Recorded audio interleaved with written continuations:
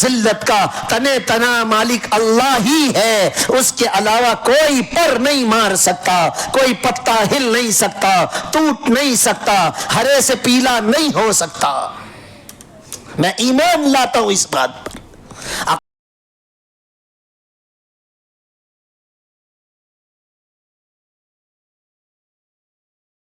الحمد للہ الذی وحدہ والصلاة والسلام علی من لا نبی بعدہ۔ اعوذ باللہ من الشیطان الرجیم، بسم اللہ الرحمن الرحیم۔ وما هذه الحیاة الدنیا الا لہو ولعب وان الدار الآخرة لہی الحیوان لو کانوا یعلمون۔ صدق اللہ العظیم۔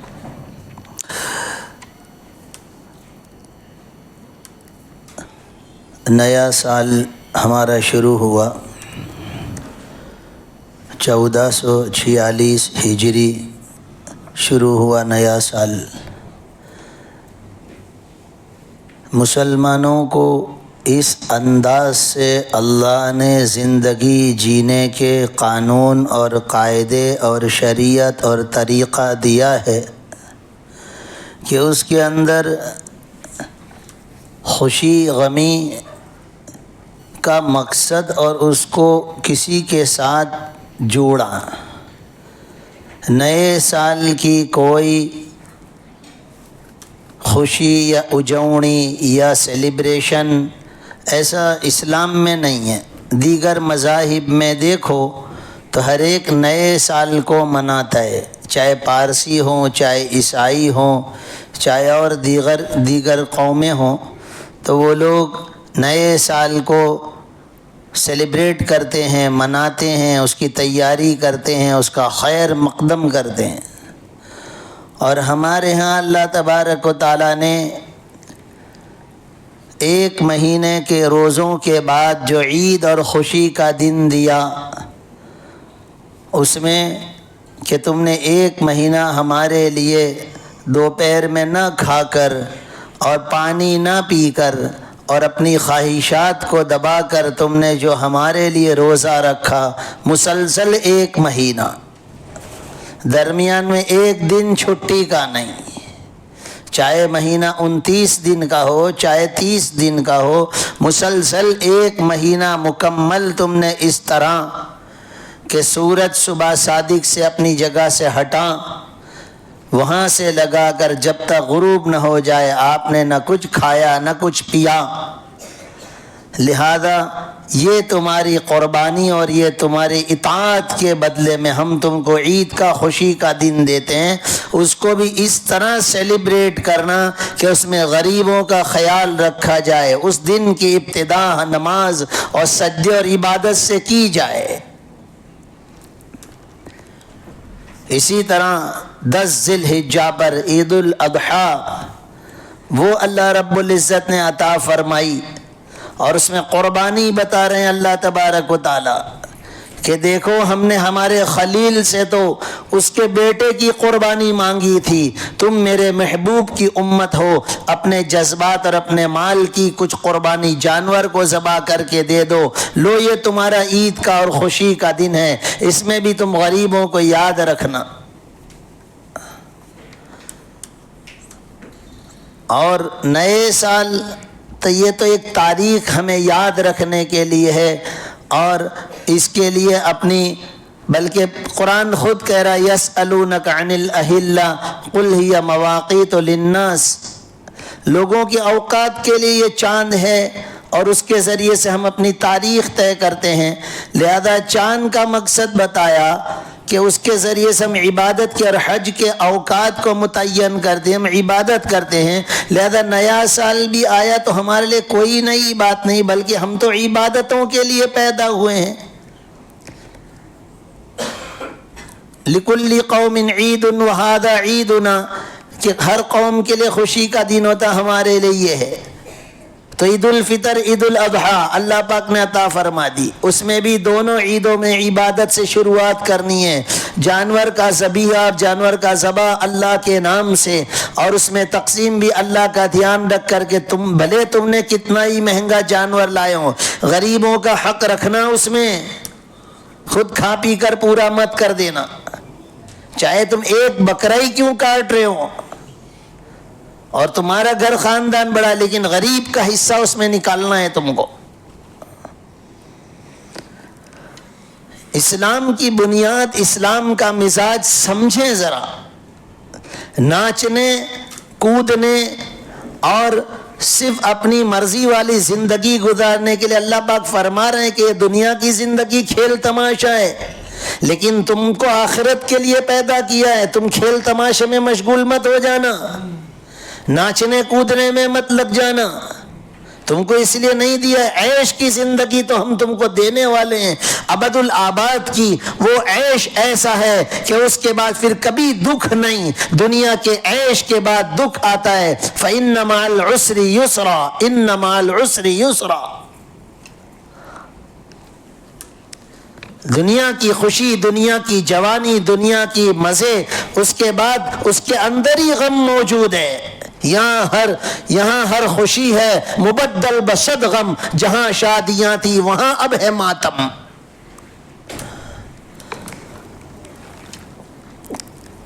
دنیا کی خوشی تو غمی کے ساتھ لگی ہوئی، اور دنیا کے غم کے اندر خوشیاں ہیں۔ دنیا کے اندر کوئی آدمی 100% مغموم اور غمگین نہیں، کوئی آدمی 100% سکھی اور خوش نہیں، کچھ نہ کچھ ہر ایک کے ساتھ۔ لیکن وہ اللہ نے جس لیے دنیا میں بھیجا کہ یہاں تھوڑا سا میں جیسا بتاتا ہوں، سمجھاتا ہوں اور کہتا ہوں، ایسا مان لے، تجھے ایسی خوشی، ایسی جوانی، ایسی نعمتیں، ایسے گھر، ایسے باغات دوں گا، نہ باغ کبھی سوکھے اور نہ کبھی تجھے پانی کی فکر۔ تجری من تحتها الانہار خالدین فیہا ابدا، وَمَسَاكِنَ طَيِّبَةً فِي جَنَّاتِ عَدْنٍ، پاکیزہ مکان بھی، نہریں بھی، باغیچہ بھی، پھل فروٹ بھی۔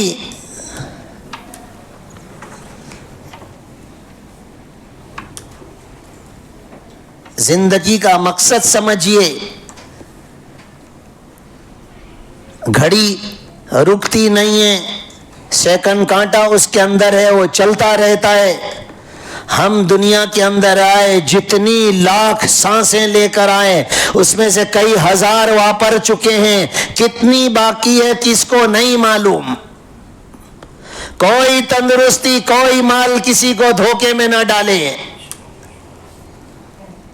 فرشتہ آ کر یہی کہتا ہے، تیرا کھانا ختم ہو گیا، تیرا پانی ختم ہو گیا، تیری سانسیں ختم ہو گئی،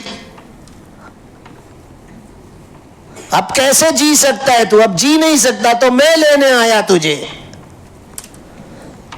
تو جس کی سانسیں ختم ہو گئی وہ تندرست ہو کے بیمار ہو، دھوکہ کیسا کہ میں تندرست ہوں ابھی تو نہیں مروں گا، تجھے تیری سانسیں کتنی باقی ہے تھوڑی معلوم ہے۔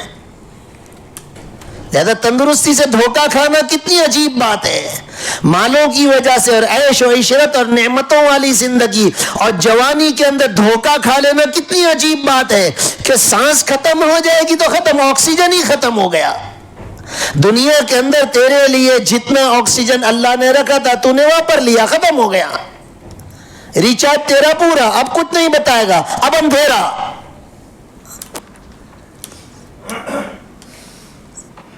بات کو سمجھیں گے، کھیل کود، ناچ، اٹھا پٹک، ہنسی مذاق، اسلام سب کی اعتبار سے اعتدال والی زندگی بتاتا ہے، ہر اعتبار سے اعتدال والی زندگی بتاتا ہے۔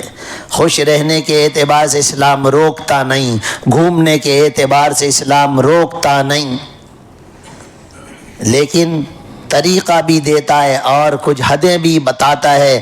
ہم اللہ کے بندے اور ہم اللہ کے غلام ہیں، اور لا الہ الا اللہ محمد الرسول اللہ یہ ہمارا دعویٰ ہے۔ دعوے کی دلیل پیش کیے بغیر دعویٰ فضول اور بیکار ہوتا ہے، یہ بات یاد رکھیں گے۔ باہر جتنی دکانیں، ہوٹلیں، مکانات، بنگلے ہوں، کوئی جا کر میں جا کر کہوں یہ میرا ہے، بھلے میرا کتنا احترام عزت کرتا ہو، اتنا تو ضرور پوچھے گا، مولانا آپ کہتے ہو یہ آپ کا دعویٰ ہے، دلیل کیا ہے؟ آپ کے پاس دستاویز ہیں؟ آپ کے پاس کوئی پروف ہے؟ تو لا الہ الا اللہ محمد الرسول اللہ دعویٰ ہے، تو دلیل پیش کر عبدیت کی کہ ہاں تو ہی عبادت کے لائق ہے، لہذا میں تیری عبادت کرتا ہوں۔ تو نے دعویٰ کیا کہ تو عبادت کے لائق ہے، لہذا میں بندہ، میں تیری عبادت کرتا ہوں۔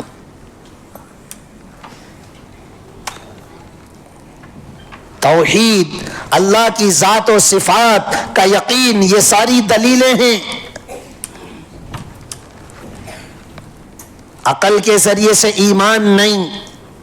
ایک اور جگہ کا پھر کہہ دوں کہ اس کو مانگو، کیونکہ پڑھائی لکھائی کا دور ہے، دہریت کی طرف لوگ تیزی سے دوڑ رہے ہیں۔ اللہ میری عقل میرے ایمان پر غالب نہ آ جائے، بلکہ میرے ایمان کے سامنے میری عقل مغلوب ہو جائے، وہ کہے کہ ہاں میں اس کو قبول کرتا ہوں، سمجھ میں نہیں آتا لیکن میں مانتا ہوں، میں تسلیم کرتا ہوں، میں دل میں بٹھاتا ہوں کہ پل صراط موجود ہے، جنت ہے، آخرت کی زندگی ہے، اور اللہ موجود ہے، اللہ کرتا دھرتا ہے، اس کی مرضی ہی سب پر چلتی ہے، خیر و شر کا، سیاہ سفید کا، اندھیرے اجالے کا، موت و زندگی کا، عزت ذلت کا تنے تنا مالک اللہ ہی ہے، اس کے علاوہ کوئی پر نہیں مار سکتا، کوئی پتا ہل نہیں سکتا، ٹوٹ نہیں سکتا، ہرے سے پیلا نہیں ہو سکتا۔ میں ایمان لاتا ہوں اس بات پر۔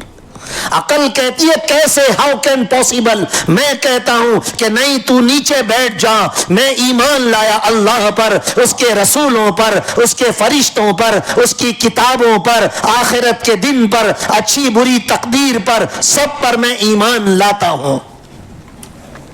عقل کہتی ہے 4 فٹ نیچے مردہ ہے، اس میں کیا وسعت اور اس میں کیا تنگی، قبر کیسے دبا دیتی ہے، قبر کیسے حد نظر تک وسیع ہو جاتی، عقل میں نہیں آتا۔ میں کہتا ہوں میں ایمان لاتا ہوں اس پر، میری عقل کام کرے یا نہ کرے۔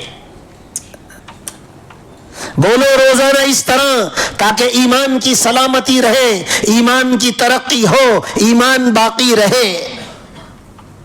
ورنہ عقل کا دور ہے، ایجوکیشن کا دور ہے، کہیں ایسا نہ ہو کہ عقل کو سوچتے سوچتے کہیں ایمان ہاتھوں سے نہ چلا جائے۔ بہتوں کا گیا کہ میرے تو سمجھ میں نہیں آتا، تو سمجھ میں نہیں آتا وہ نہیں، دکھتا وہ نہیں، جو نہیں دکھتا نہیں سمجھ میں آتا، اسی کو ماننے کو ایمان کہتے ہیں، یقین کہتے ہیں۔ 7 آسمان ہے، کوئی دنیا والوں کے پاس کوئی دلیل نہیں، ہمارے پاس قرآن کی دلیل ہے، ہم مانتے ہیں 7 آسمان ہے۔ عقل کسی کی دلیل نہیں پیش کر سکتی، سائنس نہیں دلیل پیش کر سکتا 7 آسمان کی۔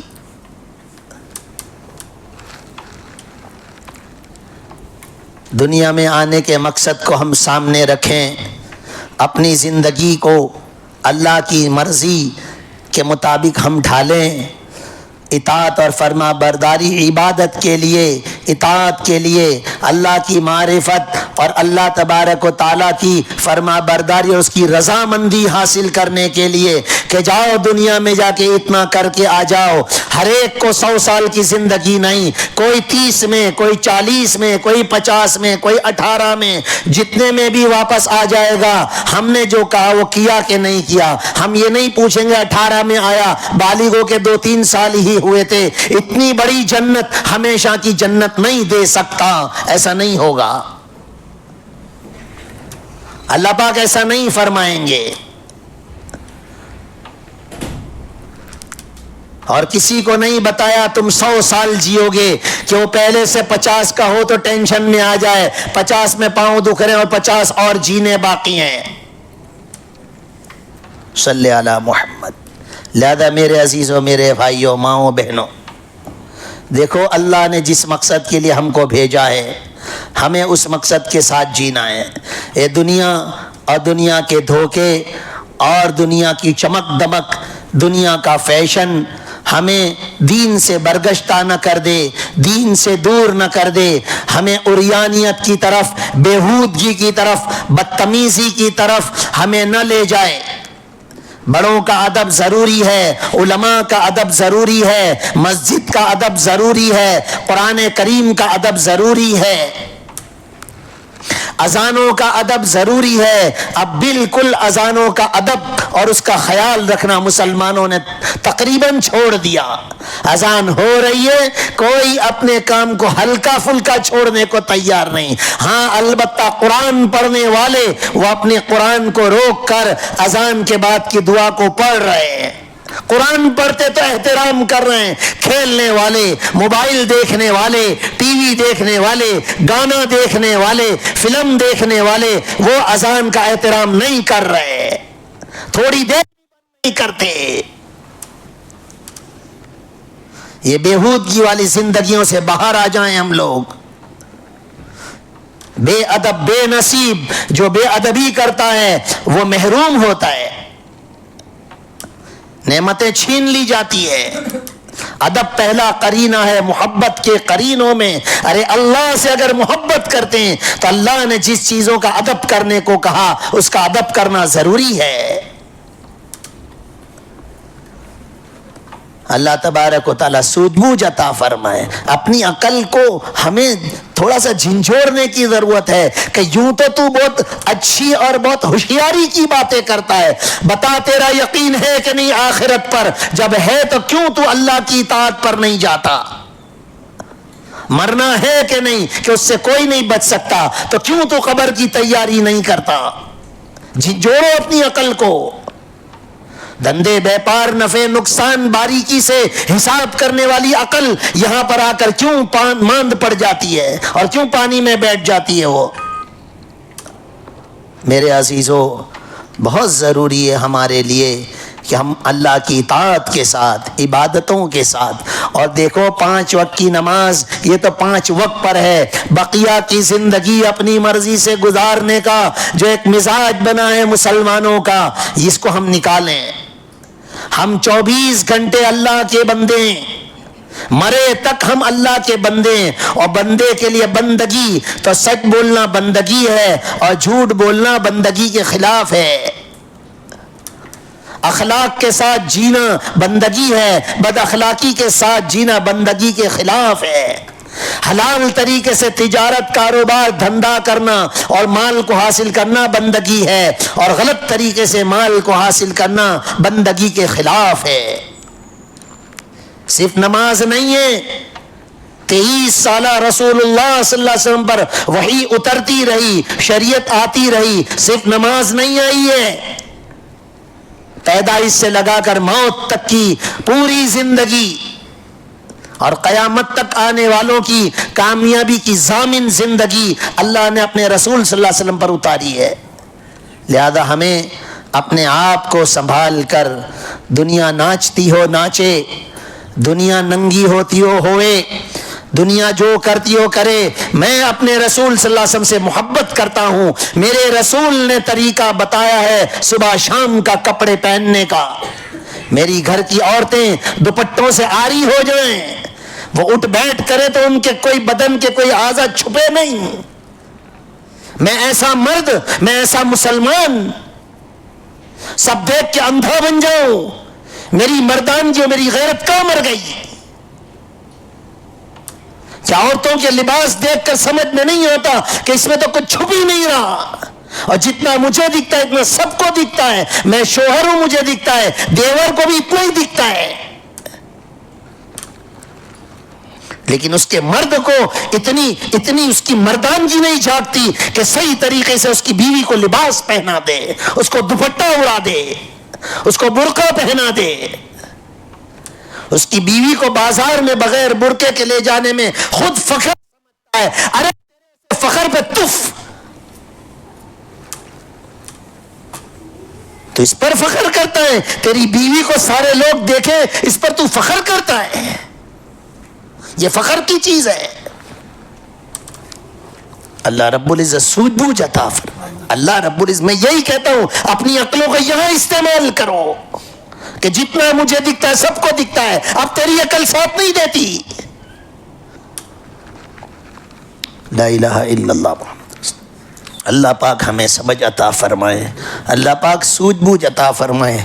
دین ہماری زندگیوں سے نکل رہا, اگر ہم فکر نہیں کریں گے اگر ہم نہیں سوچیں گے، اگر ہم امر بالمعروف نہیں انل منکر کی محنت نہیں کریں گے، ہماری نسلیں دین کے دیکھنے سے دور ہو جائیں گی۔ پہلے والوں نے محنتیں کی تو ہم تک دین آیا ہے۔ پتیلی کسی نے گرم کی تو ابھی گرم ہے، لیکن اگر گرم نہیں کرے گی تو سرد ہو جائے گی، ٹھنڈی ہو جائے گی۔ کس کو نہیں دکھ رہا دین ہماری زندگیوں سے نکل رہا ہے؟ سب کو دکھتا ہے۔ چھوٹی بچیاں غلط اگر اس کا لباس ہے، ہم کو دیکھ کر کیوں بھاگ جاتی ہے؟ اس کو سمجھ میں آتا ہے میری ماں نے جو مجھے کپڑے پہنائے وہ غلط ہے، کہ مولانا کے سامنے میں نہیں جا سکتی۔